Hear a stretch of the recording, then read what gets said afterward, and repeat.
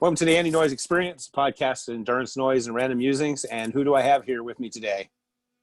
It's Scott Burton. And where are you, Scott? Yep, you're my second Canadian, actually. Who is the other one? I'm not sure. Has it gone up yet? Yeah, Nate Berg, who did the documentary "The Bones of Brundage," who lived here in Bakersfield, but he lives in Canada now. I can't remember. I think maybe whichever one's on the East Coast, Vancouver or what's the other? Newfoundland. Yeah, isn't Vancouver on the East Coast? West. Or is it on the West Coast? So it's the other one. There's another big city over there. I'm terrible with cities. Yeah. But anyways, yeah, he now lives in Canada and has been there for a few years, but he's originally from England, and then he moved to Bakersfield in the late 80s, 90s, and was really involved in the music scene. He concert promoter and all this kind of stuff. So we talked to him about all that, and he put out a movie that's on Amazon, actually, called Bones of Brundage. I don't have Amazon right now, but I want to see it. I'm gonna watch it. It sounds interesting. Now, do you guys have a Tree Hugger movie out yet? Documentary? No, we're on Dragon's Den Canada and the Ellen DeGeneres show for a little clip, and we don't have a show. No. Yeah, I listen to Bill Simmons' podcast, and he often calls it half-ass internet research, meaning you prepare slightly, but not a whole lot. And I knew about your Tree Hugger, but I kind of went on there and went, oh yeah, he's got, I knew the Den one, and then the Ellen. I remember you saying something about that. And I was looking, and you've done some video production. How come you haven't expanded that? I don't know. It just doesn't. Okay. Well, first of all, my wife is the main personality behind the business because it is focused for women, and so she's always been. Well, she does a lot of Facebook Lives and stuff like that, but not YouTube really. I don't know. It's just. She's good at social media, but not necessarily the video production side. So, well, it's just I just kind of briefly looked at those things, and with the Facebook Live, the problem with Facebook is you throw things up there and it just kind of gets lost in the ether. Whereas if you guys had a YouTube channel, and then it's like kind of even though it's on YouTube, you kind of own it, you have it, and people can go back and see old stuff. And so it just kind of popped in my head when I was looking at it. I've been messing with this YouTube since I started doing these Zooms. And the reason I started doing these Zooms is I watched how bad the network television now looks because they're all doing Zoom. And I kind of was my barrier before. I was like, I don't want to really do video because it's going to compare to the pros. It's going to be awful. And then I started doing them going, wow, mine's actually better than like network television. I was watching Rachel Maddow the other day, and the person sounded like they were in the bottom of a well, and then their phone was ringing throughout it. And you're just like, wow, she's on MSNBC. It's and the person she had on was like some, big time scholar person, celebrity. And you're like, wow, could you have maybe prepared a little bit more for that? I mean, granted, when I'm on here, the gardener will be in the backyard, or the dogs will come through, and all that kind of stuff. But no, like I said, that was just something when I saw it, I was like, wow, you guys are, I'm just kind of doing YouTube, though I'm not going to go anywhere because I used to have it monetized, and now, piddly stuff, but now you have to have 1,000 subscribers and a whole bunch of hours. Yeah, well, you guys could get 1,000 subscribers, and then you can actually. I don't even know how many subscribers we have. We might have some. I'm not even sure. You do have a YouTube channel? Yes. Yeah. Oh, okay. Yeah, because it's just one more venue to reach out, and I've got a whopping 74. I'm going to get to 1,000 in about 2030, maybe when I celebrate like my 65th birthday or something. I think what'll happen is I'll become YouTube monetized at about the time I can qualify for the Boston Marathon, because right now, if I'm 75 and I keep going the pace I'm going, I might be able to get in, but that's only saying if I can keep going as fast as I am now, because the Boston Marathon qualifying times are so ridiculous. Speaking of that, marathons, I know you've been walking some marathons. How did you end up getting into like the marathon, ultra running, or walking? When did you start? Well, I was doing triathlons in the late 90s to early 2000s. And I just started doing weights and stuff in high school. I was never active as a kid at all until late high school. and I started doing some weights, and then I started running for cardio, and then I met my wife, my high school sweetheart, and her cousin was big into the triathlon, and still is, in fact. And he convinced me to try triathlon because I started biking and I started running. He's like, well, go try swimming. So I did that for about 5 years, and I got really obsessed with it. I loved it. You know, through university, I would swim I think it was 7 times a week over 5 days, and I would cycle a whole bunch of times, run and everything. I got really big into it. And then I know we talked about celiac disease before. I got really anemic. So I had to take a whole bunch of time off from training, and just kind of getting depressed. I don't know, because I couldn't do anything, and it was such a big part of my life at the time. And I saw a TV show on TV about the Canadian death race. There's a half-hour program up in Grand Cache, Alberta, 125 kilometers.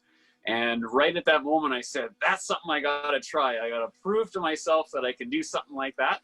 And I ended up signing up and going for it without even doing a marathon before. I'm sure you have a few things to say about that. I did my 10Ks and my triathlons. But I went into it, and of course I didn't make it through. I think I got halfway, got severely dehydrated. And then I tried again the next year, and I got, I think it was 105K out of the 125. Just I wasn't mentally fit, and I don't know. I just what year? I had to what keep year? trying. And I wanted to do something. So what year was that you first year you did like that ultra then? Probably 03, 04. Okay, yeah, I was just kind of curious, like a timeline type of thing.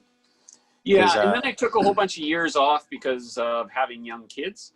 And so I was doing some marathons then. And then it wasn't until probably another 5 years later that I started doing the triathlons again. I'm probably way off on my time, or I mean the ultras again. I'm probably way off, but it took me several years to finally finish a significant ultra.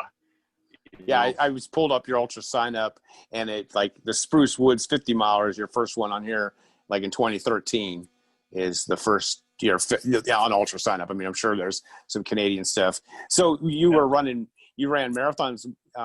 What kind of times were you running the marathons in? You were running them then, right? Yeah, but not very fast. You know, honestly, when I was, young kids, I was working a regular job, and I was gaining a whole bunch of weight, and I just, I was just running for fun, and I'm not even sure. I think I started in like maybe 4 hours, 15 minutes, and up to like 5 hours and stuff like that. Yeah. But I did just coming out of university, do a 3:36 marathon. That was my best ever. I don't think I'm ever going to touch 3:36 again. But yeah, look, like I said, I just because it gives people a perspective to kind of, what you used to do. And your story is kind of similar to mine. I mean, I ran in high school and college, but then I spent many years in the triathlon world, and then segued from triathlon world to parenthood, and just kind of maintained, and I kind of ran and did whatever, and then I really didn't get back into doing longer races until like 2011, and you're like in that same so kind of the same ballpark, because I got the 3 kids who are, of course now they're 23 to 28. How old are your kids? 16 and 13. Okay. So I've been able to do lots of training. They're pretty independent now. Yeah. Oh yeah. Yeah. It's I'm now revitalized my Bakers and Distance project, but I often had mainly women in the thing, and they would want to like be doing marathons and things, and I'd be like, when you got kids and a job and a husband, you just don't have the time to be doing this marathon ultra training. It's just something that's gonna give, and wait till they get a little bit older so you can go out and do a 4 or 5 hour training run on the weekends and that kind of thing. And so it's kind of, you have to put it off, unfortunately, maybe in those, in theory, prime years. But it's just, that's the trade-off. You got kids, you need to put the time in, and that's what I did, and now I can kind of enjoy doing that. So then when did you get onto this walking kick? Well, that wasn't until I was did a few attempts at across the years. Mm-hmm. So like I had started doing some ultras, and I was actually starting to finish them eventually. And we were going down, my in-laws have a place in Arizona, in Phoenix, and we're going to go down for Christmas. And so we looked on the race calendar. It's like, hey, I wonder if there's any races around Christmas time. Yeah. And sure enough, there's this across the years that happens to be really close to their place. And I did a 24-hour before. And so we saw that there was a 3-day. So I signed up for that one. And, and that's where I started getting into kind of your world. I'm not sure if you were there that first time I was there. Definitely the second time. Yeah. No, it's funny. Because I pulled it up and I didn't really realize that you'd been at the 2013. So one thing I looked up here, and I was like, man, you did the Lemming Loop 24-hour in Winnipeg, and you went 99.96 miles. You didn't get 100. Yes, no, or is that kilometers? They counted as 100. I got my 100-mile buckle. Okay, well, because here on the internet, because I saw that, I went, holy shit! He didn't. I'm thinking, it says 99.9688 on it, and so for a second I thought, oh my God, the poor man missed making. That's funny. I guess that's what it says. But that was my first 100-mile buckle and my only 24-hour 100 mile. No, good. How much were you under 24 hours? How much did you? I think I was like 18 minutes to spare. Cool. Nice. And they said, do you want to go out a little bit more? I'm like, nope, I got my 100-mile buckle and that's it. Thank you very much.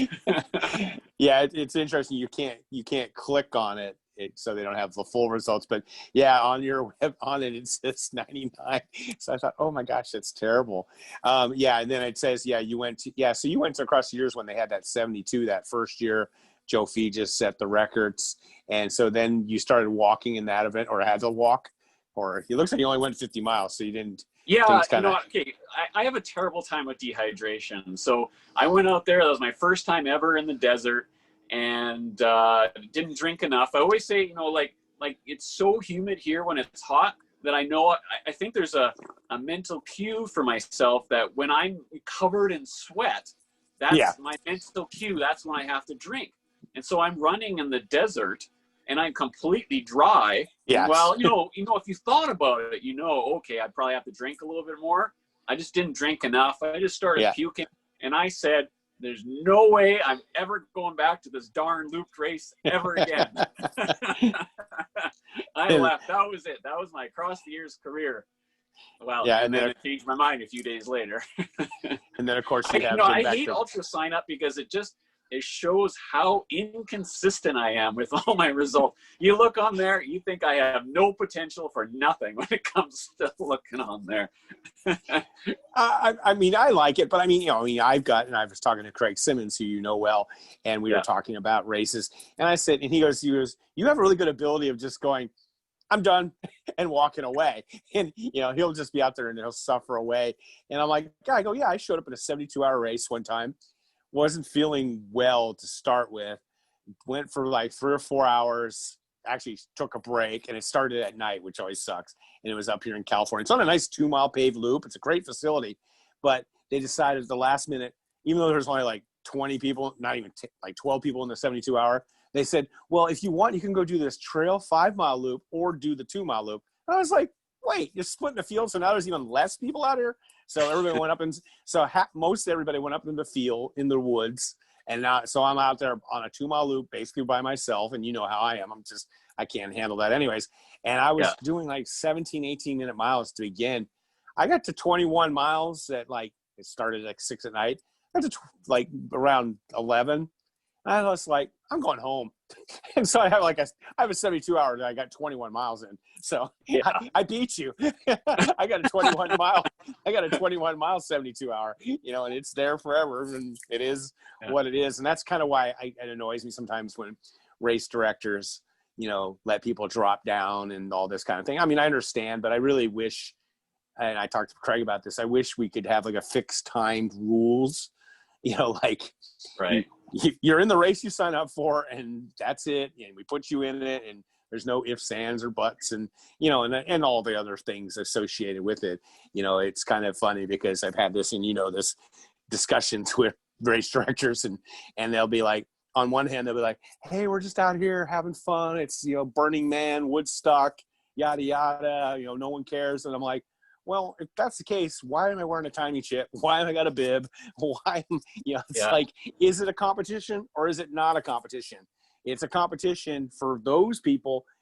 Everyone needs to be following all the same rules. And so like, I would love, other people's ultra sign up would look a lot worse than they do, but they go and, bug the race director to have mercy on him and move him around and all that stuff. So when did you then start like completely deciding to become a walker? Wow. Well, that was not until I talked to you. You're the main person, I think, that was influencing me. But, okay, what was it? I'm trying to think. I've been across the years maybe 5 times, 6 times. So then after that, I signed up for, did I go right to the 6 day next? Yeah, you went. I think I got 200. Yeah, the first year I went there to cross the years, you got 200, and you in 2014, and then you did 243, and looks like you skipped a year. You might have skipped 50. It's weird how they mark it though too, because my whole plan was to do every second year, and that was what our trips to Arizona was going to be too. It just ended up being for a few years there. I did every single year. We just kind of went crazy on that. But yeah, I think I think it was after the 243. And I decided I wanted to go for 300, and we were talking because what would happen is I could run for a certain amount of time, but then once I switched to walking, I just can't make myself run again. It's like I just switch over and then that's it. And so it just seemed like I was running hard to begin with, only to tire myself out, and then I would go walking. And so talking with you and considering a lot of things, it just seemed to like a lot of sense. Well, maybe what would happen if I started walking right from the beginning. And the experiment on that 300 time proved to be successful.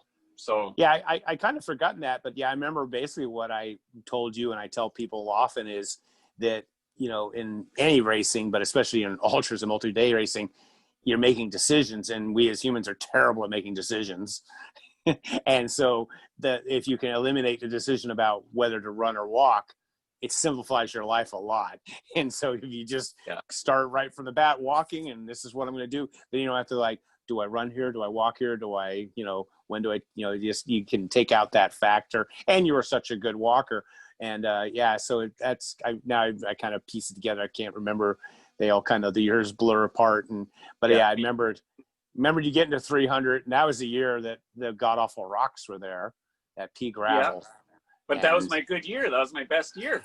It's amazing. Somehow you survived that. And, myself, I've been there many times and had decent races, but what happened with me is I just destroyed my feet about 60, 70 miles in. I had blisters on the arch of my foot, and just, you were there, and I ended up sitting out for like 15 hours. And the only reason I didn't go home that time was because I stupidly flew there, which I don't think I'd ever do again, because the problem with flying there is like my wife drops me off at the airport, and then I'm at the race 3 hours later, and I need to drive across the desert, like just to kind of like the 8-9 hours. And the last time I went, I actually split it up.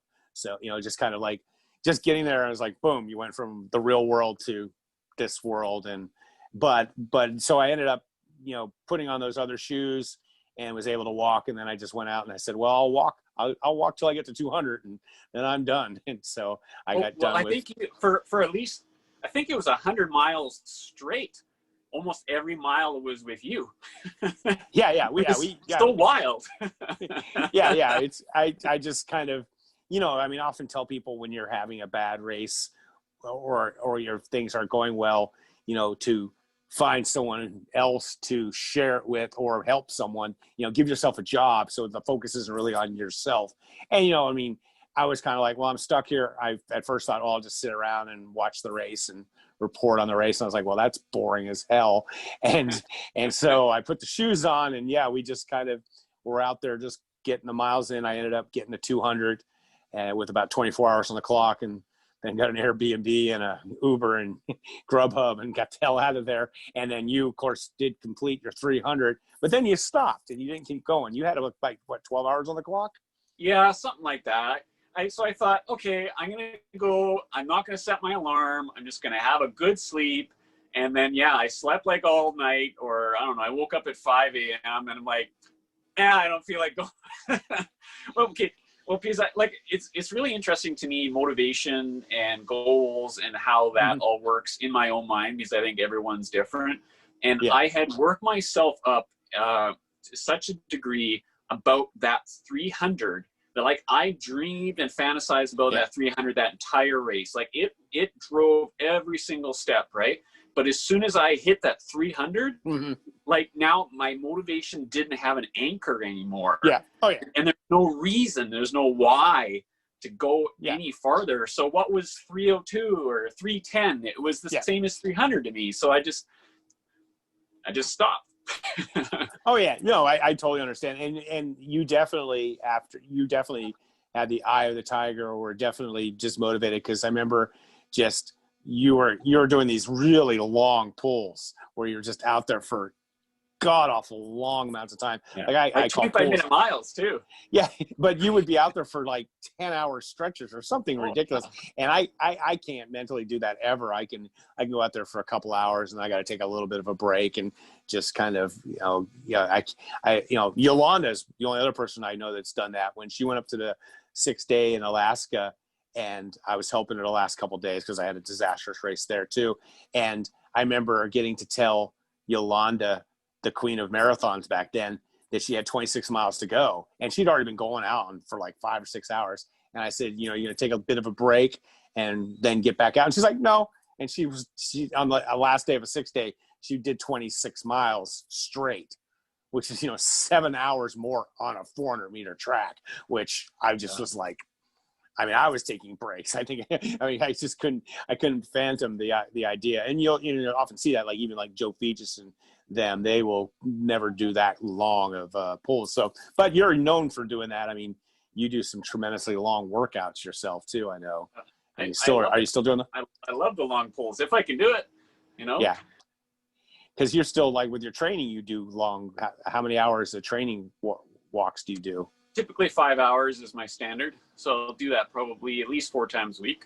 And then I'll walk other times too, but those are sort of my official workouts.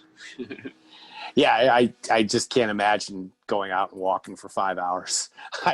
My longest workouts are, in fact, I've only done, of course, this year I've had the injury and other things. I've only done like 2 workouts over 13 miles all year. Because there's a lot of scientific kind of proof showing that 2.5, 3 hours, you're diminishing returns. My economics degree. Well, I think that it could quite possibly be that physically that 5-hour workouts don't make any more sense than like a 2-hour workout. But I find that my mind needs that training for those long hauls, like you're saying. I like to do, like, if I can do in the summer a couple of 50-milers or on a 24-hour, even on the treadmill, stuff like that. Like, that just gets my mind going. I just get used to it. It gets tougher. I don't know. I think that when it comes to 6 days, that, the mind training is more important. I could go there not so fit, but if I feel like I can do the long hauls, if I feel like I can do many days, I think that sets me up for success. So a lot of the times my training has to do with what I think is best for my mind. Even if you had all these studies to say that I should be doing 2 hours instead of 5, I think I would still do 5. Oh yeah. Oh no. It's just interesting because we come from completely 2 different approaches. Me, I'm more like, I only have certain amount of mental capital, and I'm going to spend all of that at a race. The idea of going out and making myself suffer for 5 hours in a workout, unless I have company. Like, in fact, that's why I probably like do a lot of hiking with my friends or like go to a lot of races, because I just physically, but I totally get it. It makes sense that's, if you don't do that, you don't feel ready at a race. And for me, it's more like, I know like 2-3 hours will physically get me just in shape enough to handle the multi-day, but also that's like my breaking point mentally. But though I will do 2 hours in the morning and 2 hours in the evening, I split it up, because if you look at my Fitbit, I'm putting in 4 or 5 hours exercise. And that's kind of what happened when I had that horrible fall. And for 6 weeks, I went from doing 4 hours of exercise a day to 0. And just my body revolted. It basically gave up on me. And it was just this terrible thing. So no, I mean, I like I said, I remember talking to you about, I mean, it's totally when you get to that the milestone. The first year I went there, and the 6th day was in 2014, the first 6th day I ever did. And I got to 300 at about the same time as you did. And then what happened was, I got done, but I was by myself.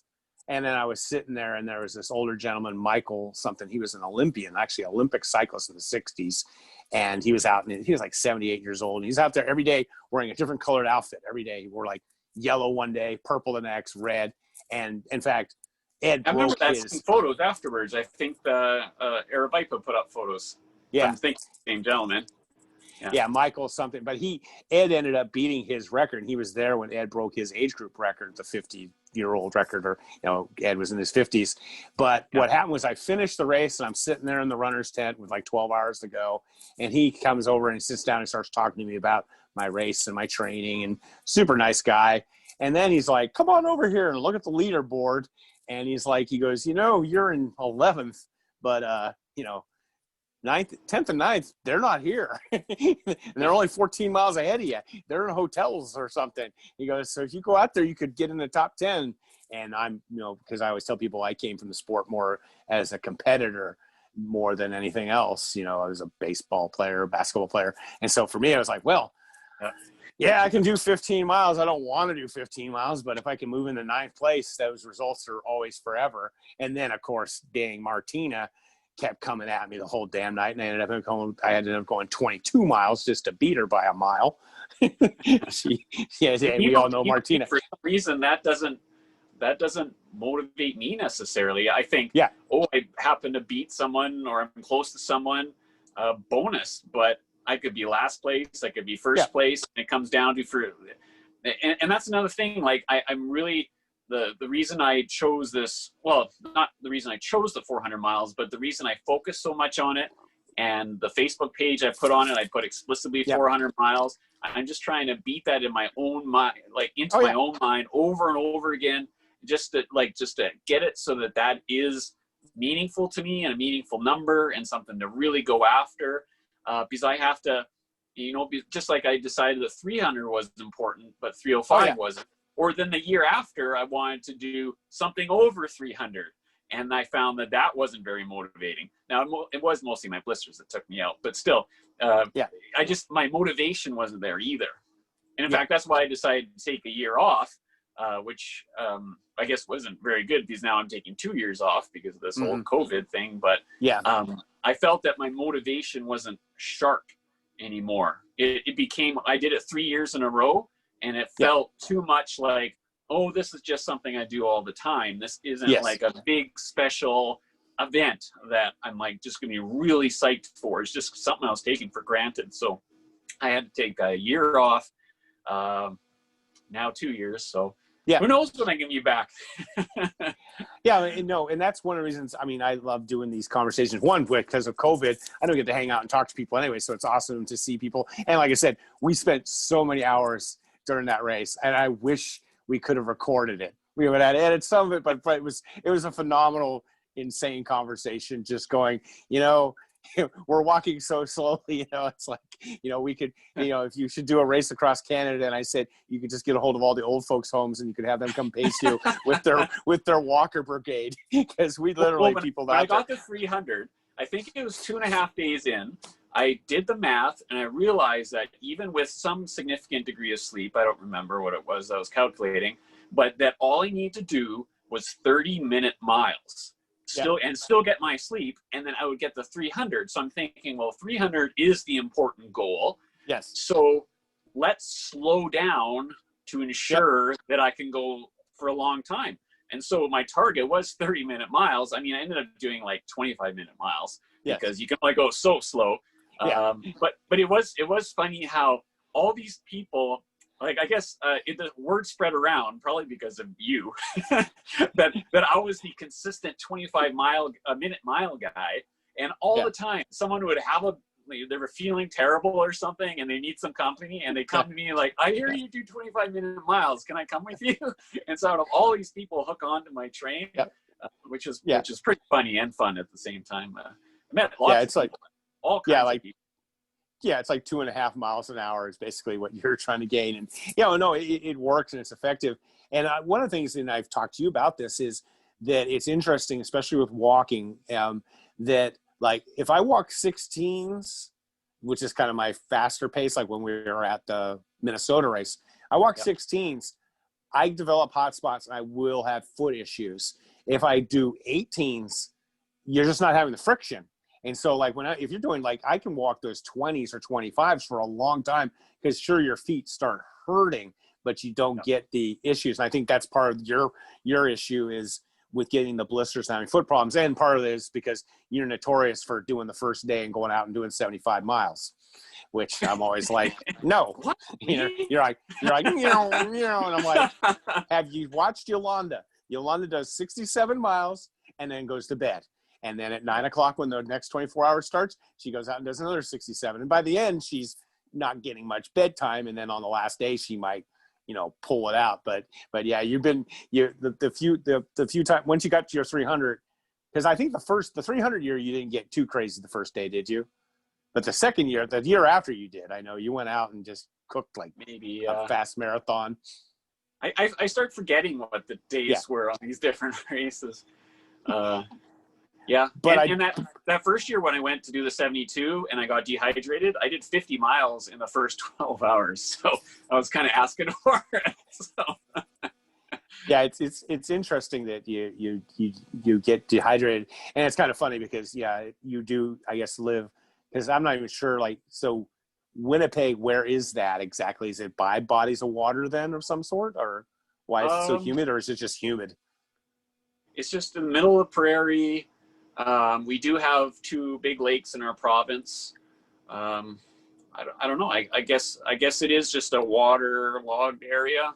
We have 10,000 lakes apparently in Manitoba or something. Oh, okay. So, yeah. And it gets hot in the summer, and we don't have any mountains anywhere near us. So, we're like pretty much exactly, east-west center of Canada, near the border, right above basically the borderline between North Dakota and Minnesota. The border, you just go straight up, and that's where Winnipeg is in Canada. So I remember one of the nice things about doing all these multi-day races is I meet quite a few Canadians, because you guys are running away from the cold winters, and I always never really realized how small Canada is in terms, like, you guys have 30 million people and almost everyone lives within 30 miles of the American border, because that's the only place you can live. The rest of it is frozen tundra. And even then, it's like, how cold is it in your winters? It's some ridiculously cold for how many months? I don't know Fahrenheit, so I mean, that's going to be my difficulty trying to tell you how cold it gets. But zero is freezing. And how often are you below 0 Celsius throughout the year? Oh, how long? Like 6 months. That's why I'm like the treadmill king now. Like that's what my racing is going to be this summer, is more treadmill ultras. Yes. But luckily, I seem to have gained a bit of an enjoyment out of it. So I'm better at it. I'm better at a treadmill, but I still can only put about an hour or so in on it. And it's kind of the function, like we were talking about, me when training workouts, I only do a couple hours at most. Have you tried out Swift yet? No. How do you connect it? Do you have to have a watch or something? You can buy, I really like it. It's like a video game sort of. You can get a pod from them to put on your shoe that costs about $30, $40, that will keep track of you fairly accurately. Or like, I just got a new Garmin. I got the Garmin 245 that will keep track, and then you can calibrate it when you're done. And it'll say, what did your treadmill say? And what did you say? And it works out pretty good. Of course, the foot pod was nicer because it was showing me going faster. And so I was keeping track of it, because my philosophy is, whatever the factory second settings are, I'll just stick to that. I know they're not right, but I can see my improvement versus Right. whatever. Sometimes if it's inaccurate, at least it's consistent. Yeah, consistently inaccurate. Yeah. But then unfortunately I got this. And so that foot thing works pretty good. And, you just hook it up to your Bluetooth, your iPhone or iPod. And I lost you. Are you still there? Oh, you're back. Yeah, I thought I put Do Not Disturb on here. So I put the I used that, and then I got the 245 watch, Garmin 245, and it automatically syncs up. Well, what's nice is you get to walk through all these cities around the world, like London, Berlin, Paris, and also their fake city, Watopia. But it keeps track of your mileage and keeps track of all your data. You win prizes and things. But what's really cool is like you and Craig, because you guys do a lot of treadmill work, you could decide, hey, meet me at 4:00 at Big Ben, and you can walk together, and your avatars will be walking alongside each other. Really? Yeah. Huh. You can work out with other people. And then, of course, if you're on there, you'd become a king on there, because people are like, Jesus Christ, this guy's been on here. I walked this morning, and I came back this evening. He's still on here walking around Paris. In fact, what they do in the Tour de France, the cyclist now, and it's free for runners and walkers. The cyclists have to pay $10 to $15 a month. But what they do is have the power meters. And the pro cyclists this year race on it. And the bikes they use are super accurate, showing the wattage and hills and wind resistance. And so they actually have professional competitions on the Swift machine for cycling. And this year they actually did some of the tour stages, and they had some of the tour riders riding in the stages on the bike part of it. So I'd highly recommend you check it out. I wonder if this is part of what motivates you versus me, because I guess when I talked about the mental training, yeah, I try to think of myself as losing myself and not like just allowing the time to go by. So I'll put on something on the TV similar to listening to podcasts, and almost thinking of it more as a meditative sort of thing, like without all the woo-woo, but just kind of easing into it and relaxing, where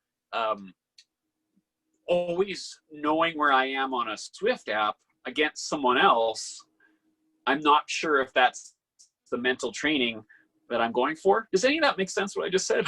Oh, no, I totally understand that. But what I'm saying is, what's kind of cool is you get to walk through all these beautiful cities and countryside, and you can watch that. And the competitive thing isn't more like that I want to beat people. It's that I need other people to push me to do the things I can do. Right. I can't just go out and do them. Like, I'm terrible at virtual races, absolutely terrible at them. I don't know how many times I'll be like, I'm going to go do the Goggins 48 thing. And I'll do it for like, this thing where you do 4 miles an hour every 4 miles every 4 hours. I'll last like 8 hours and go, this is dumb. Or like or like the treadmill thing that you've done last year and you're going to do again this year, maybe. The treadmill 48. Yeah. I can't do those. But what I'm saying is the Swift app is really cool because you get to see, it's realistic and the scenery and you can, and what's cool is you could set yourself up. So like, I'm going to walk every street in London. I'm going to walk every street in Paris. They have all these different loops in New York City. So that's what I'm saying. Obviously you don't have a problem with the motivation, so you don't need it, but it's kind of a cool little app. I'm trying to think if watching the streets go by is adequately interesting to me. I'm not sure if it is. I'll have to check it out. Maybe I'm sure there's some preview videos on YouTube, like this is what it would look like if I were to. Well, you can actually download the app on your phone and you can just watch people on it. You can just watch people riding or walking and see where they're going, and you can just kind of get a feel for the world. But it, like I said, it's very interesting just to come from two completely different areas, especially because I, as you know, spend so much time talking to Ed, and Ed is all about competition. That's his driving thing and numbers and stuff. And you're more just this kind of, you're doing it and there's no wrong or right reason. It's just kind of an interesting thing about that. So don't probably, and it's kind of funny, I've been doing this the past few months and I can't say, so what's your next race? Because there really isn't anything. Do you have any virtual thing coming up that you're doing?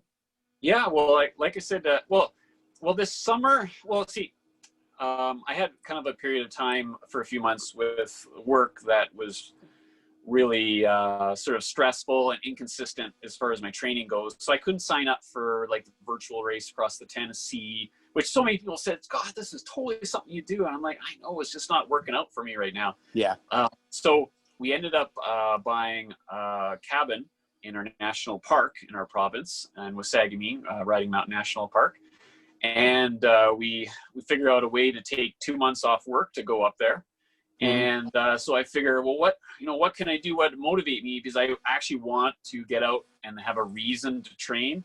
So that's why I decided that I was going to do the Wasagamine 1,000 miles. So I committed to walking 1,000 miles around our cabin area for 2 months, and that really motivated me. So that was really good. So that was my race, Yeah. So it wasn't meaningful to anyone else. It was just something that I thought that would be cool to do, right?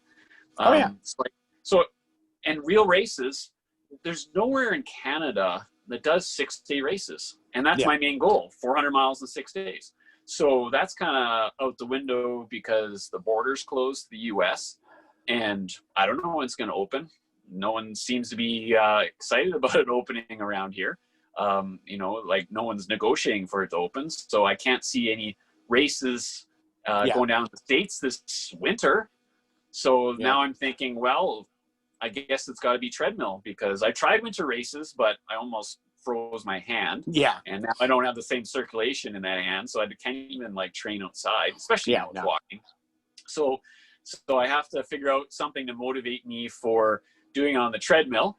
And I do want to do the treadmill 48 again, because I've done one, and then I got overheated in my basement, and I had to take like 12 hours off or something like that. So I want to beat my record, and I don't know. I'm trying to decide, and I know you're going to tell me that I'm completely wacky, but whether I want to do the 6-day virtual across the years on my treadmill, and not necessarily go for 400, not necessarily. Maybe it's just set a treadmill 6-day PR.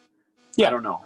Just something. And then if I can't do 6 days for another year, let's say worst case scenario, maybe I'll just try to break that PR on the treadmill the next year or something, So I haven't really rested exactly on what I want to do.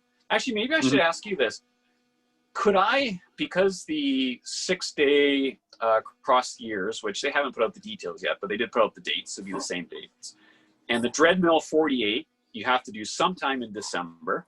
Is it like proper to overlap them? Like, could my first 2 days of the 6-day also be my virtual 48 hour in that other race? Or is that not the thing to do? I don't know. It seems like most opinion is that they let you double dipping. And then of course, the guru of putting on wacky races and virtual races, Gary Cantrell Last, it's perfectly fine, to do the double dip, because people were doing the race across Tennessee, and then they were jumping in and doing other things. Like I did the race across Tennessee and back across Tennessee.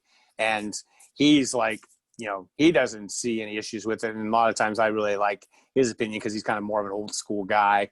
And, he's like, if you, in the middle of my race, you got a virtual 24, you can, whatever you get in that virtual 24, throw it into the, race across Tennessee. Yeah. And so I would say, it depends. Often now it seems like the virtual, I think that seems to be the virtual people, especially putting on long things. Like the Jester has his run around California. It's like 1,300 miles, and you can double dip, I guess, is like what you kind of say. And so that's kind of the thing. But that'd be, doing a virtual 6-day on your treadmill would be great, because it's interesting. When you did the 2013 72 hour, I don't think I even knew they had a 72 hour. It was just kind of not really on my radar. I think in 2013 was the first time I even did a timed looped race. I did a 24, because I spent a couple of years, like 11 and 12, timing out at mile 75 and trail races, and then finally found Blue Beyond Limits and went, wow, at 2 a.m, if I'm not afraid of falling off a cliff or making a cutoff that are stupid, the overall pace in the race would be 20 minutes, but you'd have to be at mile 70, mile 60 at like 17-minute pace, which if you're a walker is, impossible. So I don't think I knew the 72, but what I did when you were doing that 72, I did my own 6-day race here in Bakersfield. I started, I started on New Year's Day. I put on this annual Killahilla challenge, which is like you try and do as many laps of the 5-mile course as you can in 8 hours. And me and a good friend of mine, Courtney, young woman, we both did a 50K. And so I started off the thing with 30 miles, and then I just kept going. And my goal was to do the length of the John Muir Trail, which is 211 miles. And then I tacked on, because the problem is the John Muir Trail is from Yosemite to the top of Mount Whitney, but you still got to get to your car, which is another 11 miles. So I ended up doing like the 222.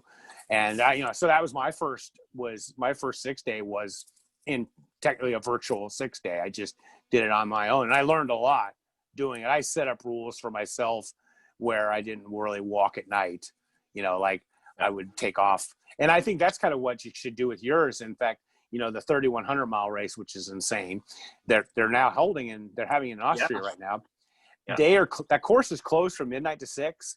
And I really think if you want a success in get your 406 days, making a hard and fast rule of I'm not going to be on the course from midnight to 4 every day or 2 to 6 every day would be brilliant. And if you read the literature from back in the 1870s and 80s, when these guys were doing these phenomenal things back then, they often pretty much nobody was on the course from 2 to 6 in the morning. They kind of just said, and so so that's what I did when I did my 200 plus miles. I didn't, by 8 o'clock at night, I would just go off course till the next morning, maybe get out at 6. But I took a good 8 hours off every day just because I didn't really, you'd be laughing. It's cold here, which is probably 10 degrees Celsius. It was in the 40s and 40s here, but I was I'm not walking around in the middle of the night. Plus just walking around at night in the middle. I didn't have a treadmill back then. So, but yeah, I think that'd be a great, you might I kind of did try a solo 6-day. I guess after my 200, when I took a year off, and people are laughing at me because I set up my garage with a sleep station and food station, everything, right? And I even went to the point of I rented a porta potty for my driveway. So in the middle of the night, I wouldn't be bothering the family and all that sort of stuff, right? And then I went off that I was going to do my 6-day adventure, whatever. I had a loop in my neighborhood I was going to do. But one thing I learned, and my main reason for my hesitancy on doing this 6-day on the treadmill, is I got really lonely. After a couple of days, I'm kind of a loner as it is. I spent a lot of time training on my own. But it affected me way more than I thought it would. Across the years is great because there's always someone in the middle of the night. There's someone going your speed. Yeah. And sometimes you're surprised. It might be the leader of the race and they just happen to go into your pace. Yeah. And you just chat with them. Or even if you're not talking to people, you see them and you know that they're in the same boat. And you just kind of feel like you're part of a community. But when I'm just in the middle of the night going in my own neighborhood, it drove me it was affecting me really bad. And it was also this weird dynamic where my wife and my kids are at the house, and my kids were, much younger. And so they'll go, "Hi, Dad." And then they're kind of look at you "You want to do something with me, Dad?" I'm like, "No, I'm leaving again." And you do that every 45 minutes or something. And it was so torturous that I felt so bad too. So it kind of worked on me mentally. Ultimately, I think I did about 100 miles, and my feet were starting to get swollen. And I know that some people say get shoes that are half size bigger or something.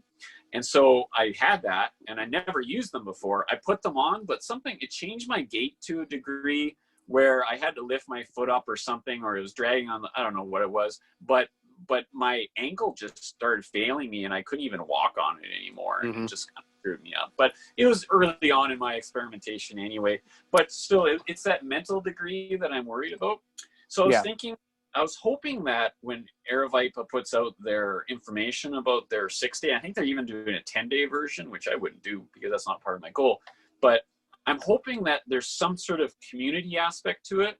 Either it's a Zoom, or maybe it's even if it's just commentary that they're putting on YouTube or something, Yeah. something that when I'm doing it, I feel like I'm not alone. Or if I know people doing it, that we could just message to each other. Like when Craig and I did the Dreadmill 48 last year, we arranged to start at the exact same time.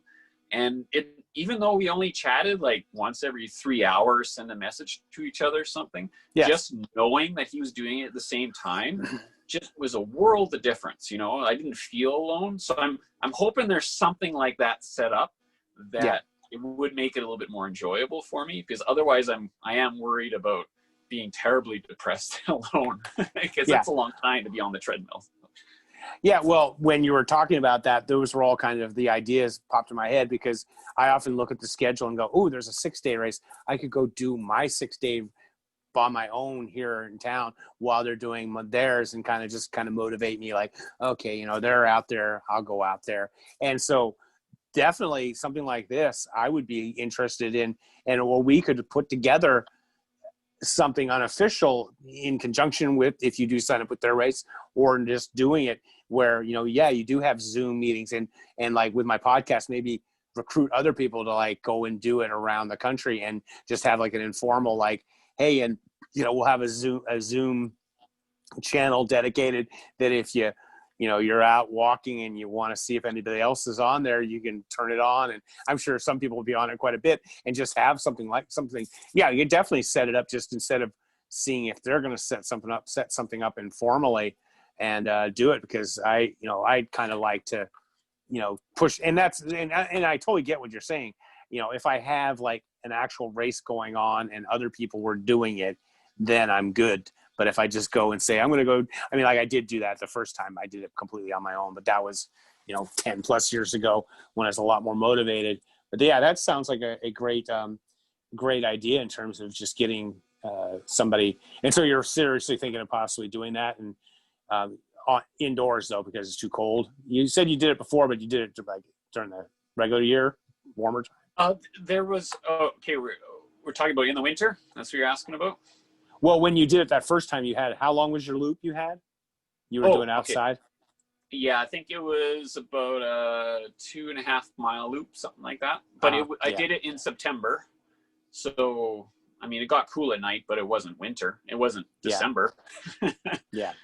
Yeah. I did do a winter race in January called Active Epica. I think it was about 110 kilometers. And it's all just traveling across, it's probably on Ultra Sign Up, going across the prairies from a small town into Winnipeg. And I loved it. That was like my first significant ultra, I call it, something over like 50K. And then, but then I tried it the next year, and I didn't bundle up enough, and just about like froze my fingers. I could barely call on the phone to get help to get it picked up. So I haven't been able to train outside. But anyway, yeah, it's going to be treadmill. If it's anything, it's treadmill. I'm not going to go to some gym on a loop or something, even if they're open. I'm going to go, I go on the treadmill. I just set out all my food. And then, like I did on the Dreadmill 48, beside me I had a microwave and a cooler, and my wife brought stuff all the time too. But if I wanted like to heat up something in the middle of the night, I could do it. Or it's nice.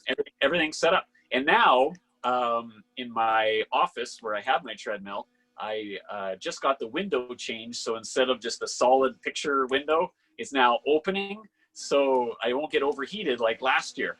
So I saw crack open, let in some of the cold air when I get warm, and I have a thermometer in here, so I can have things just perfect. Nice. I saw that, and when you were talking about that too, we I think chatted back and forth about the Canadian guy who decided to do a 6-day, and he actually got a track and got a timing system, and basically was doing his solo 6-day on his track with like one or two other people. You saw that, didn't you? I don't remember seeing that. You sent that to me? Yeah, or I thought I was talking to you about it. Well, anyways, he was affiliated with the Personal Peak guys who put on that virtual, backyard race. Oh, and he did really well. I remember that now. And he's the guy who like ran in the restaurant the whole time. Right. But he came up with, he thought he was going to do like 500 miles or something on his solo 6-day, and it's like, No, it's like 400 is really hard. 500, I mean, there's a reason why there used to only been 12 North Americans have ever done it, one Canadian and 11 Americans. And now there's 13. Bob Hearn did it last year at the Dome. So he's only the 13th person in history of the world, a history of North Americans to do 500. But by yourself, like that would be even harder. Yeah, yeah. And so, yeah, doing that 83 miles a day, it sounds easy on paper, but as we know, just doing 50 miles a day is no walk in the park. And I mean, I would love to get to 600 someday. I mean, not 600, I mean 400, but I don't know if I will ever be able to get there because I just don't walk fast enough. My foot speed is just kind of lacking. And then, of course, since I've had all this kind of the fall and the heart stuff, I've lost my top end, so I can't run. Actually, it's kind of a blessing. I can't run anymore. I mean, yesterday I did a workout in the morning. I walked these timed intervals, just a little 2-minute walk, 2-minute run. And then I walked them in the morning and then I did them in the evening. And I walked it in 16 for a mile and I ran it in 16. Because it seems like I can't get my heart rate over about 130 and the running just seems really, really difficult. And I'm sure it's a combination of my age, my size, and then of course having this congestive heart failure thing that I don't completely buy that I had it, but the 3 cardiologists I've seen all said I had it. So I'm kind of like, I guess I had it. So I got to kind of own it. And, it's just so the good part about that is I might get smart finally and try and walk further. I know I can get further than 320, I think, but it's just such a mental game, as you know, and it's and I enjoy following your thing, and hopefully someday we'll get a good 6-day. We talk about that often. I'm like, well, I don't know about across the years. The weather's just so brutal that dealing with the dirt and the cold. It's just crazy that Phoenix gets so damn cold. I mean, for you guys, you Canadians, it's not cold, but still, it's cold. I mean, of course, like, the first year I did, across the years, Joe, of course, was battling Giannis Kouros, and that was amazing to watch.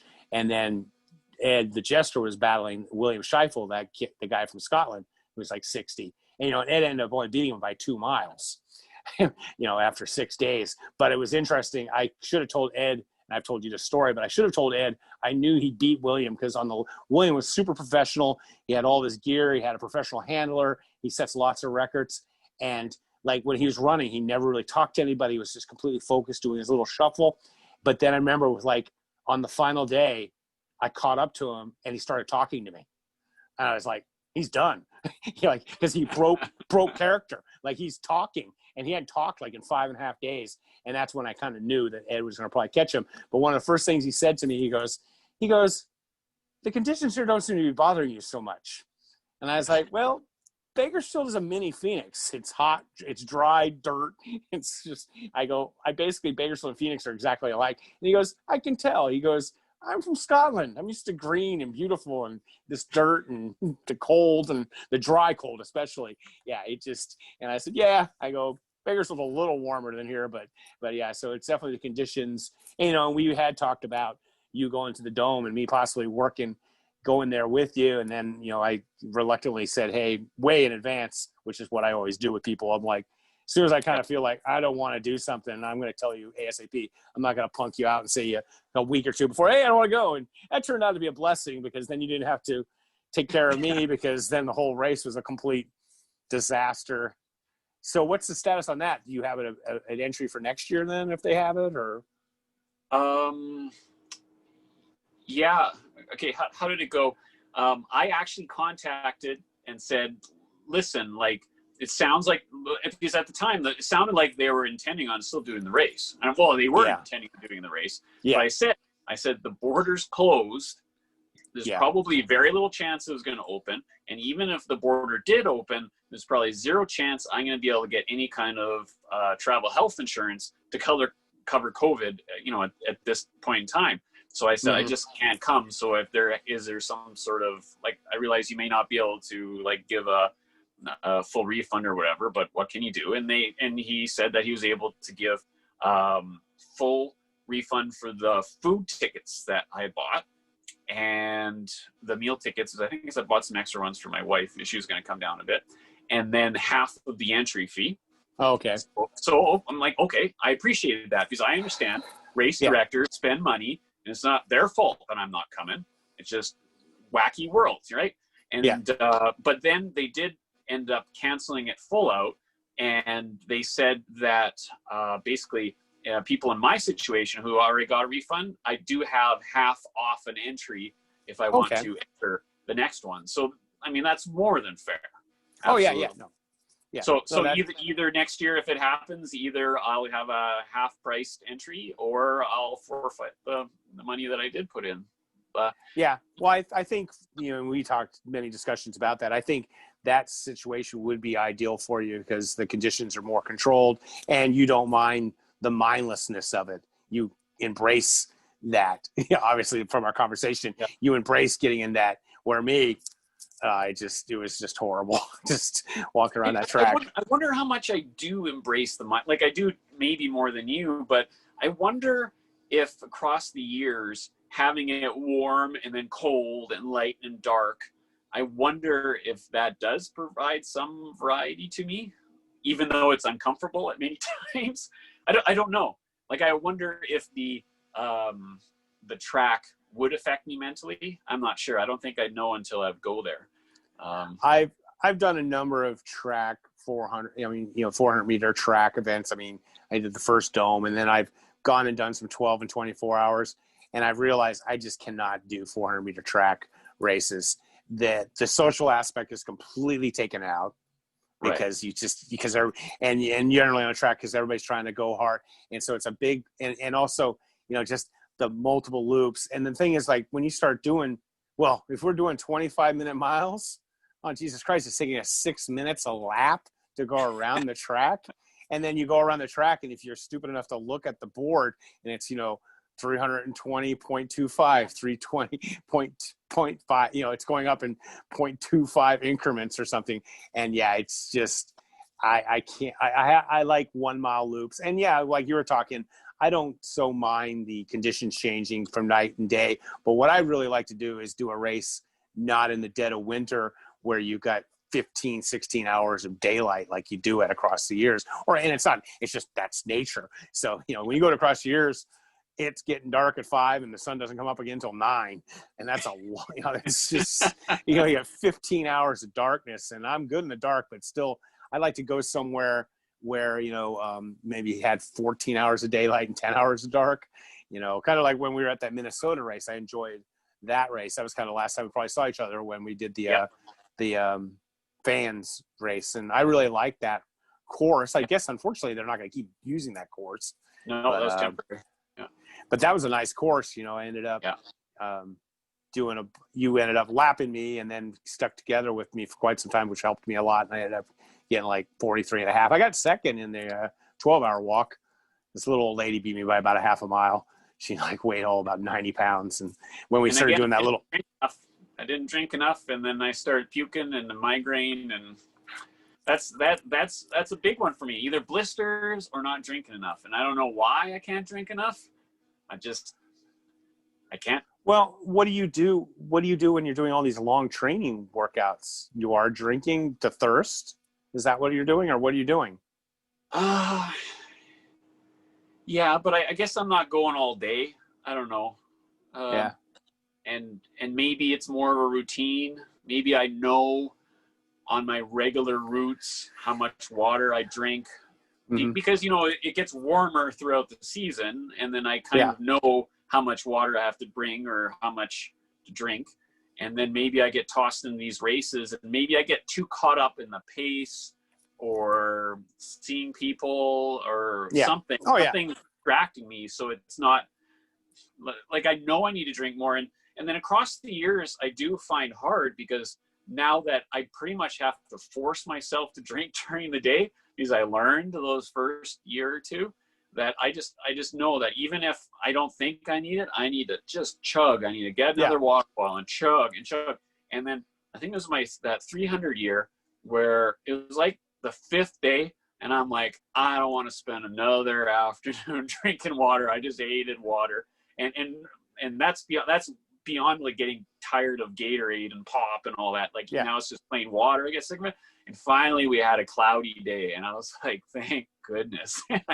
I enjoyed that so much. I could drink at a more realistic rate. But yeah, I don't know if I just don't want to drink.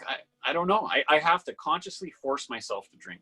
I know sometimes on your podcast you talk about like drinking too much. I've never had that problem.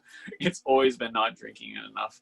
And you definitely need to do where you got a timer and just to remind yourself, and you need to just have a timer remind yourself to drink. That's for definitely sure. I never really ever have a problem with dehydration ever, but it happens that I've been training in Bakersfield for 40 years and it's a dry, deserty place. And like I go out and do my couple hours in the morning. I don't drink anything. Except when I get home and afterwards. I don't carry. I mean, years ago I used to carry bottles and drink, but now, and the Jester does the same thing. He trains and doesn't drink at all either. We don't. I wonder if I have a lower tolerance for low levels of dehydration where, like my response of like puking maybe comes at a different level than other people. So that might be part of it too. And then when you start puking, you can't keep it down. And so you're just screwed. You got to take a long-term break. Yeah. Well, I mean, the only time I've ever had upset stomachs and puking in races or feeling, I don't throw up. I hate throwing up. I go years without throwing up. It's like Jerry Seinfeld would be like, I haven't thrown up in 10 years. You do on the Seinfeld show talking about that. In fact, you look very Jerry right now. It's amazing how much you look like Jerry Seinfeld.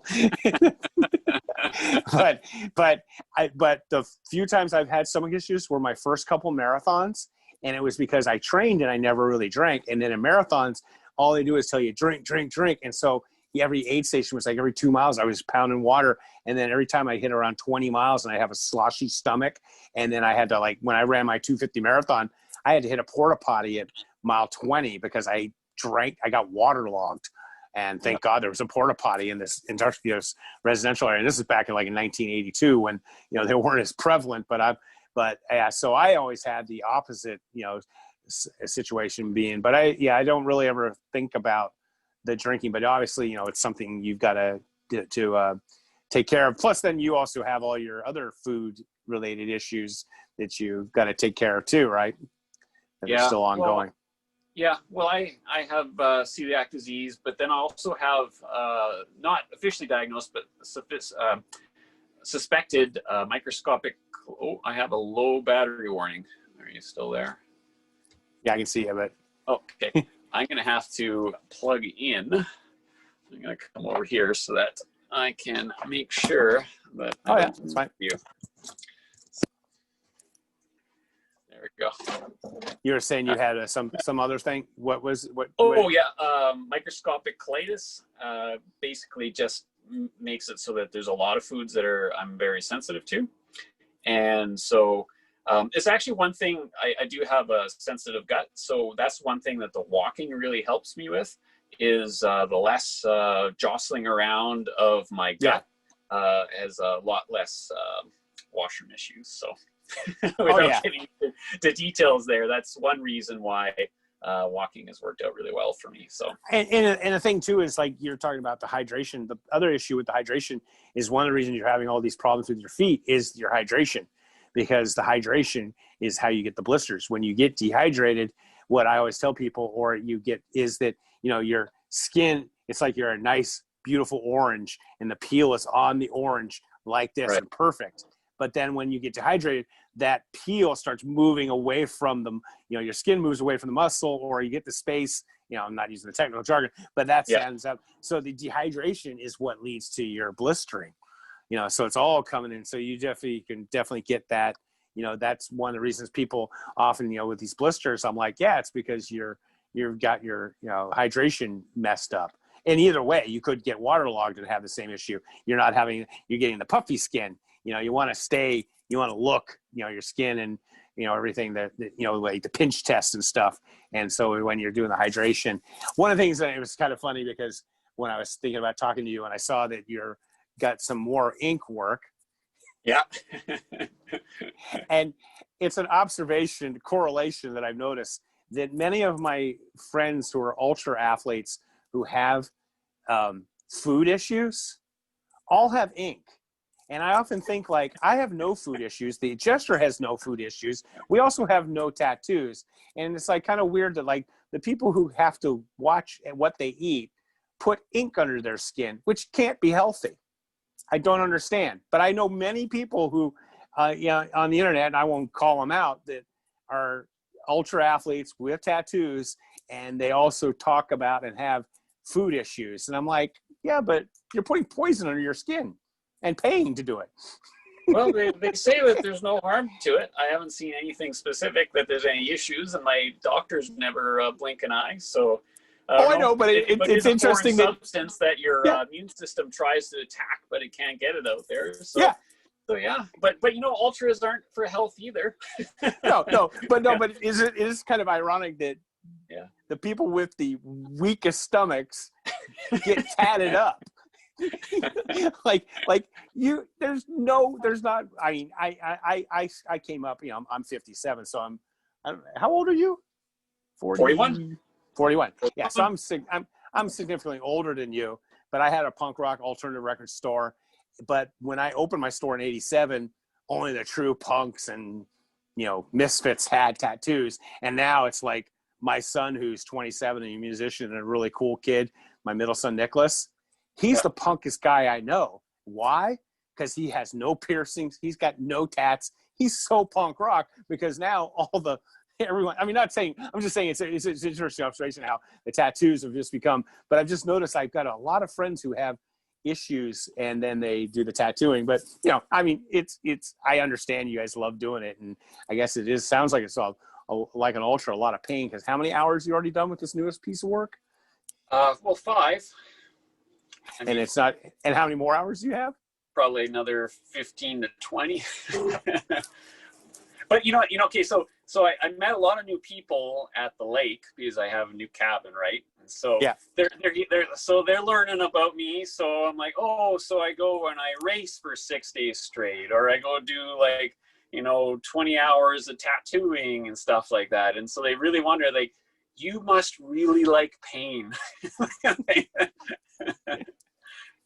But you know what? I was thinking about this, and maybe sometimes I think too much about these things. But there's actually a YouTube video about tattooing. They're like, do people who get tattoos like the pain? And I was trying to think, like, do I like the pain?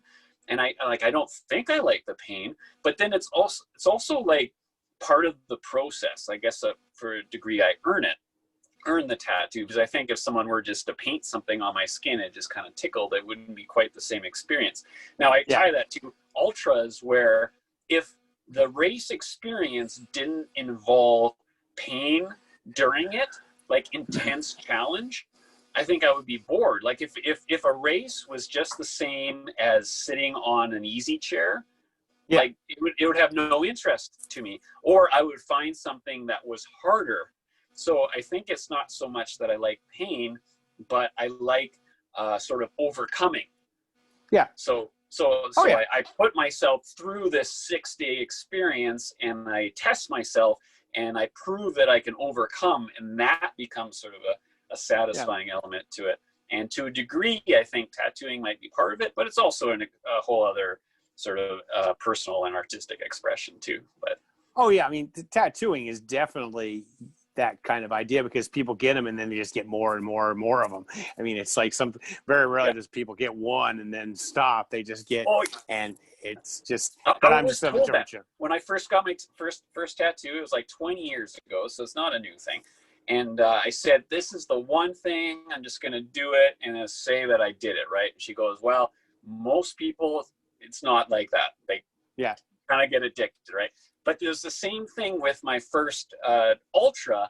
I said, no, this is going to be my first one. I'm going to prove to myself that I can do it so that I don't have to do it anymore. It's fair enough. And there you go. You just keep going on and on and on and on.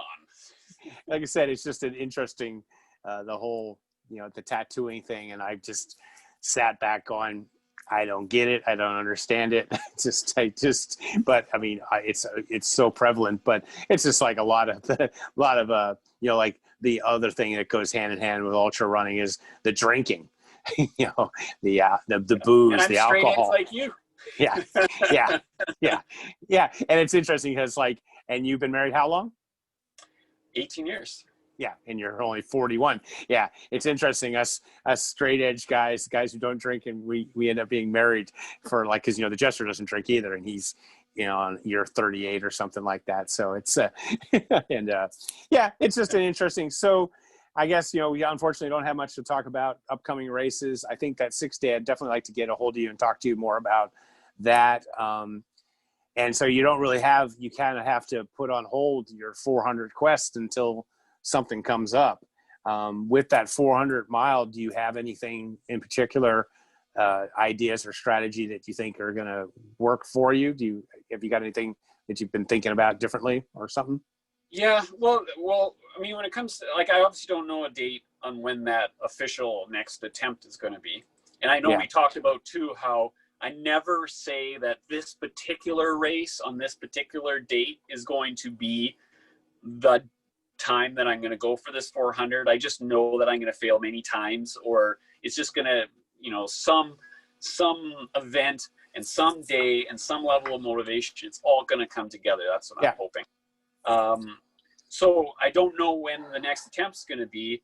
So I just every time I do one of these virtuals or challenges or whatever, I just try to think, will this contribute to preparing? So a 40 on the treadmill or a 6 day where I'm only doing 12 hours a day. I think that'd be a lot of mental training going towards it. But as far as strategy goes, I know we talk a lot about even splitting. That's what it's called, right? Even? Yeah. Yeah. And that's been really interesting. And Bob Hearn has written about that. And I've really kind of contemplated and studied that.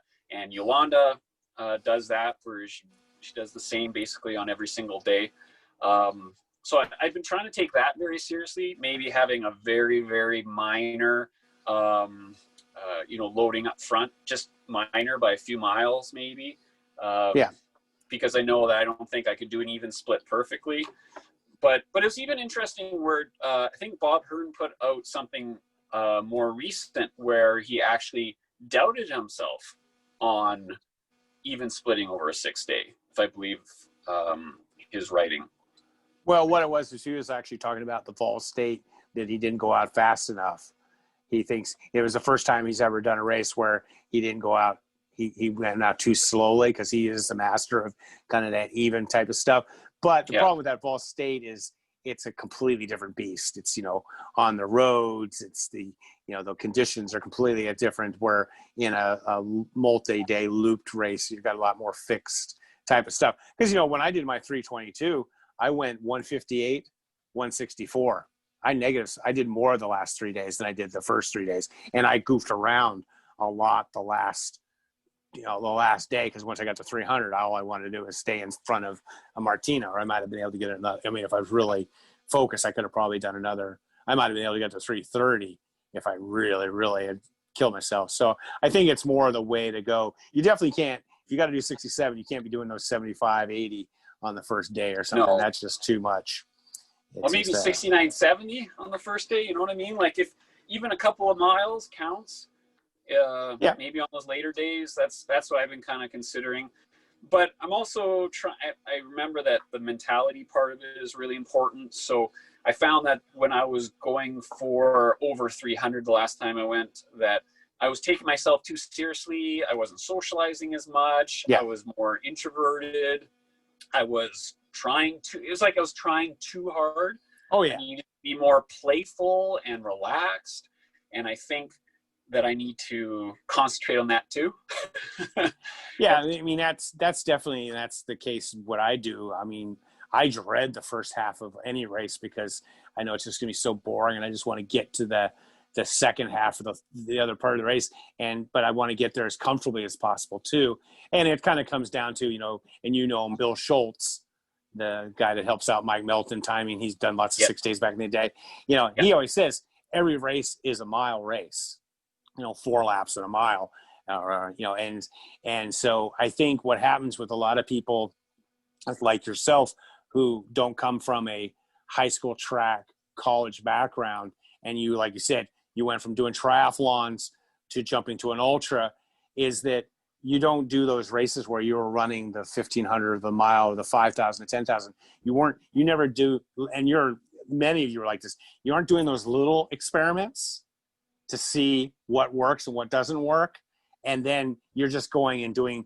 And so instead of playing with baking soda and vinegar for a while, you're playing with plutonium, and you're going into these big ass races and doing these complicated experiments that when they blow up spectacularly at great expense to everything, your money, your well-being, your health. Where, I started running when I was 16 years old and learned real quickly, like, oh yeah, the fools in a mile race, 4 laps, 400, 4 laps around a 400-meter track, 1,600, the fools who were, gun-ho from the gun and running those first 2 laps, like you were saying, then the 3rd lap, things start going south. And on the 4th lap, they're like, throw it in, where I realized, like, yeah, you just float the first 2 laps. You spend some mental capital on that third, the 50 to 70, the 3rd lap, and then bring it in on the 4th lap, which almost anyone can do. But it's that 3rd lap that you got to get to. And that's where you're going to spend. And I often tell people, like, across the years, during the daytime, I put myself like a computer on sleep mode. Just get the miles in, shut down as much as possible. If it's not too god awful miserable, weather-wise, socialize, and then save myself so at night, when it's cooler and better conditions, you can put in the work. And also, you also got to go fast just to stay warm. If you don't have the energy, and you see that all the time across the years, you see these people walking around in the middle of the night going paint. I mean, when we were doing 25-minute miles, we're still passing a lot of people. There was very few people. I mean, like, think about it. There were a few people running around us, but most everybody else, we were passing them. And they wish they could hold on to us, and they couldn't hold on to us, which when you think about it is insane. That, like, wow, you can't even keep up with the 2 of us, because I always say when I'm doing those races, I try and catch the bus, like you said, wait around for someone who's going your pace and hook up with them and stay with them. And so I think that's, what you're talking about is definitely, you have to, like, lose yourself those first couple days, the first half of any race, doesn't matter what it is, 5K to, a 6-day, just not really pay attention to a whole lot, because you're going to get the miles in, you're going to be okay on the pace, especially in a 6-day, and just kind of like, just not try and put so much mental focus and waste all that energy on those days. Save it when it matters, And well, one of the best strategies I had on that time when I got the 300 was that I'm not naturally a social person. Like, I don't like introduce myself to people or just necessarily easy conversation with new people. But I actually had a goal where I would meet as many people as possible. And I mean, that really helped. I felt like being able to say hi and share a conversation. And you know what? The most interesting thing is you ask them about themselves. Oh yeah. And then they just talk. And it's just great.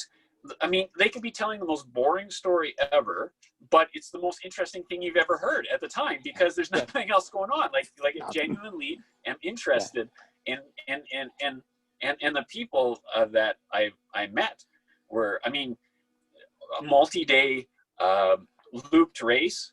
I mean, everyone is a little bit interested.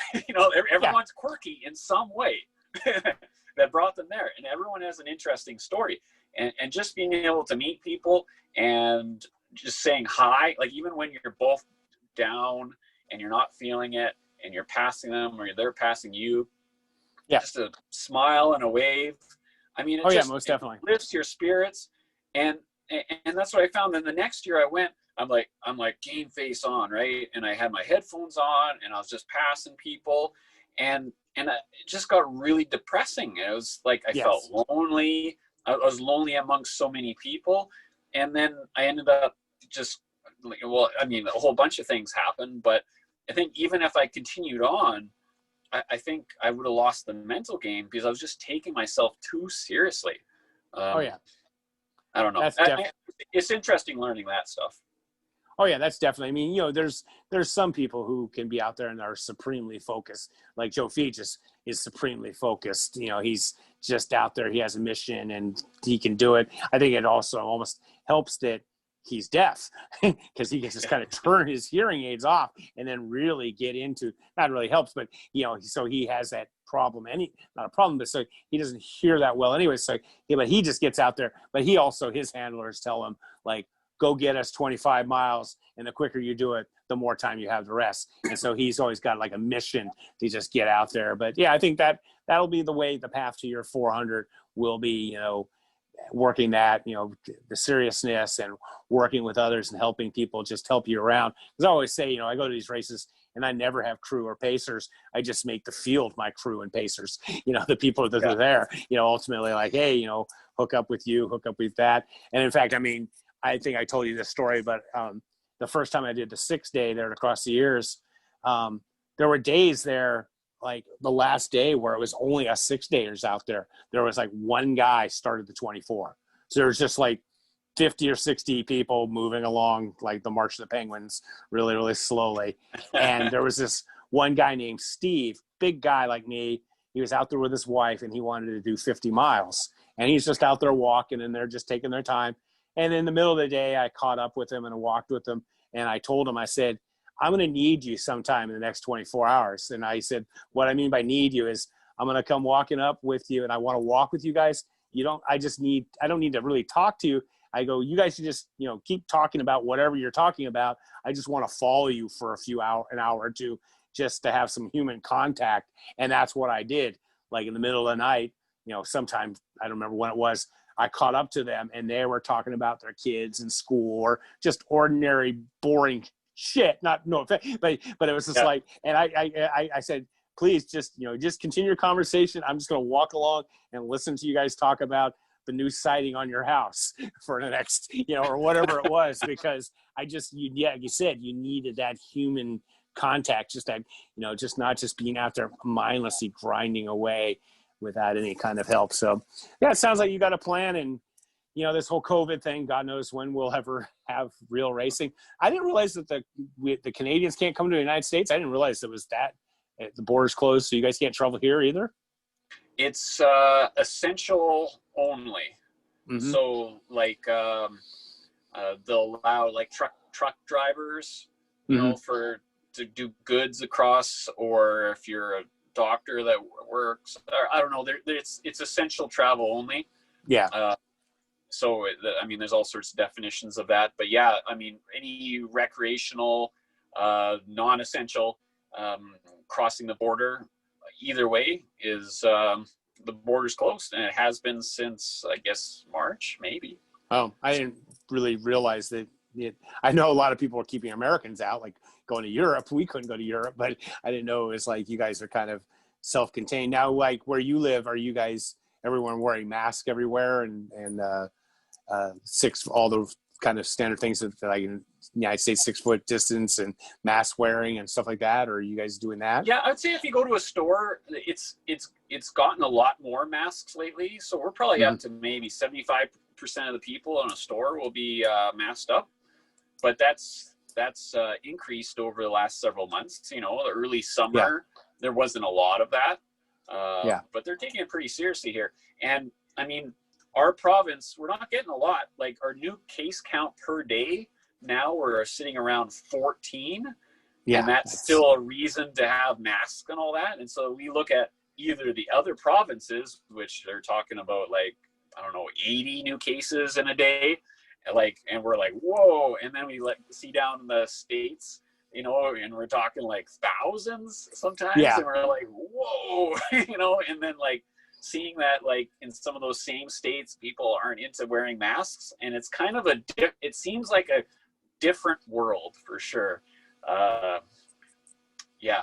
So I think even if they open the border, like us, like 14 new cases a day, and we're all like running around scared. Yeah. Like we're not going to be all that eager to jump down into some of those states that are having problems now. Well, and that's like when you were talking about possibly still doing across the years, I was like, you do know Arizona is like the wild, wild west. I mean, it literally is anyways. Yeah. But when it comes to this COVID, their numbers were just skyrocketing because they weren't doing anything. I mean, I live in the people. They've gotten a lot better. Like they went up to 5,000 in a day, and then they went way down. But they're way down is actually quite high, but it looks really low because of how high they used to be. Yeah. Well, because they were doing nothing. And then, of course, I live in the People's Republic of California. So we've been locked down and pretty tight everything where, the Jester, and I've been talking to him, he's been going to Tennessee and Oklahoma and places, and it's, hit or miss. It's a lot laissez-faire in those places.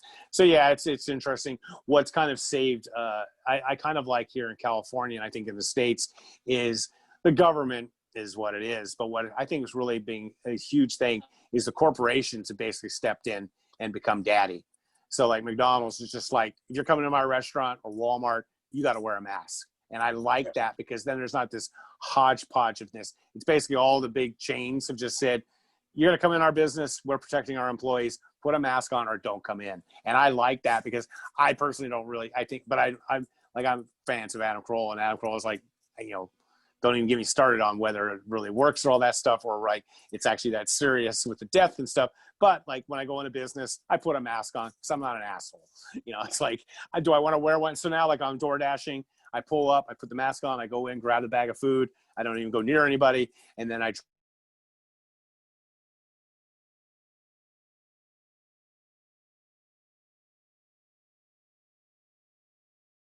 back, I take it off.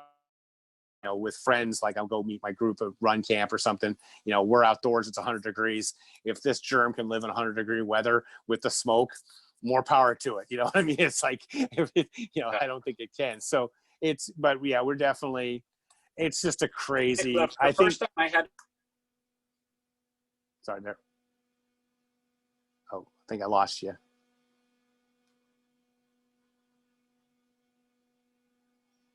Oh. I think I lost Scott. I do see. Hi,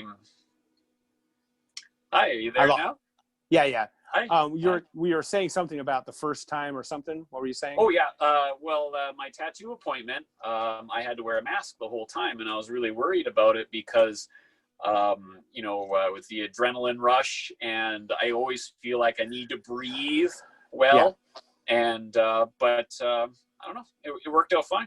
I don't, because I work from home, I don't normally need to wear a mask all day, but same here. But my tattoo artist suggested, instead of a cloth mask, that the sort of the surgeon's masks, like the ones you can buy just in the boxes, the disposable ones, that they actually have a lot better airflow. Yeah, that's the ones I use.